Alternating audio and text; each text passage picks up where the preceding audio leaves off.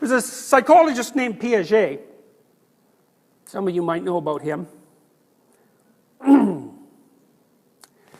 Piaget was very interested in what happens to value structures and their hierarchical organization once they have to apply outside of the confines of a body.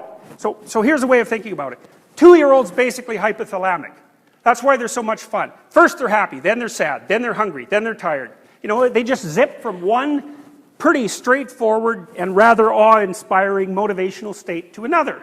But at 2, they can't play. They can play by themselves, but they can't play with other children. They can't get that until they're 3. And they need to get it by the time they're 3, because if they don't get it by the time they're 4, they will never get it. And then you have an antisocial kid who's going to be an outsider for his entire life, and there isn't anything you can do about it. So that has to happen between 2 and 4. So what happens at about age 3 is that the kid learns how to play a game with another person. And what that game is fundamentally the development of the ability to share a frame of reference, which is what you're doing when you play Monopoly.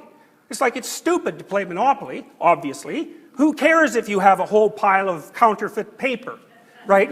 But it doesn't matter, because the way you're constituted is that your brain will treat anything you act like constitutes a valuable goal as if it's a valid framework of reference. And if it couldn't do that, A, you couldn't abstract, and B, you could not get along with other people. So you can sit around the table and you can say, let's pretend that Monopoly is a reasonable facsimile of reality, which you wouldn't say, but it's what you mean. And everybody says, yes, that would be amusing. And so then you set your goal, which is to get all the little hotels and all the money, and poof, your emotions go along for the ride. And what's so interesting about that is you can get everybody into the game. And so one of the things that's really interesting about people is that we can establish a shared fictional frame of reference, and it organizes all our emotions so they're predictable. That's also why we can watch movies.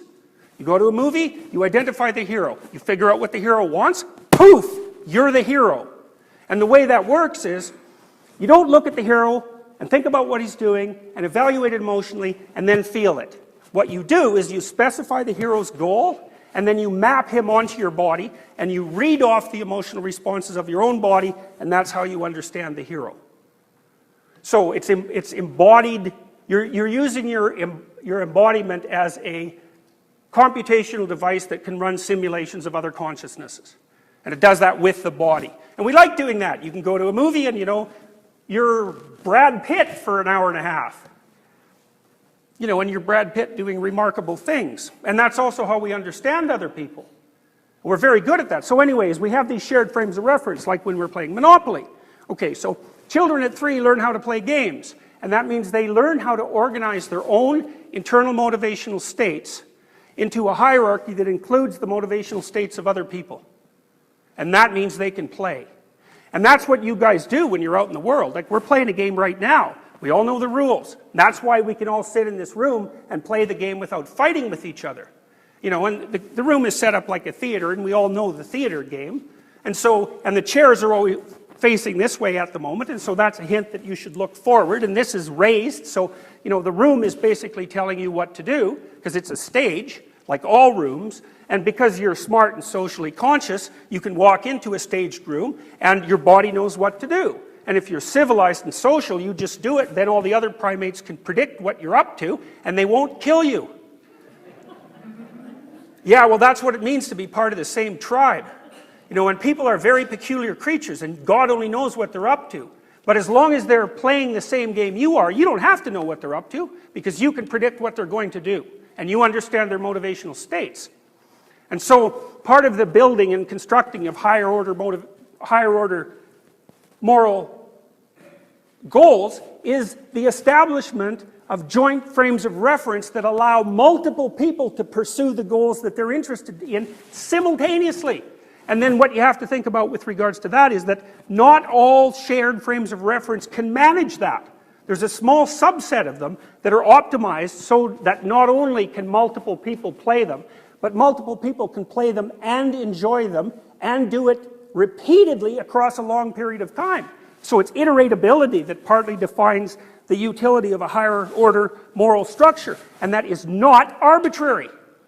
It's an emergent property of biological interactions. And you might say, well, it's kind of arbitrary because people can do what they want, but it's not arbitrary at all, because a lot of what's constraining your games is your motivational substructure and those ancient circuits that are status-oriented.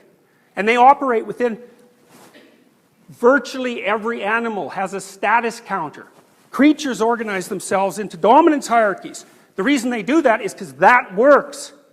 It's a solution to the Darwinian problem of existence. It's not just an epiphenomena. It's the real thing. So your environment, fundamentally, a huge chunk of your environment is dominance hierarchy, plus God only knows where you are. And that's order and chaos. And part of the reason that people fight to preserve their dominance hierarchies is because it's better to be a slave who knows what the hell is going on than someone who's thrown screaming and naked into the jungle at night. And that's the difference between order and chaos. And we like order better than chaos, and it's no wonder. Now, we'll invite a little chaos in for entertainment now and then, but it has to be done voluntarily. And generally, you don't want the kind of chaos that upsets your entire conceptual structure. You know, you're willing to fool around on the fringes a little bit, but, you know, when the going gets serious, you're pretty much likely to bail out. And no wonder.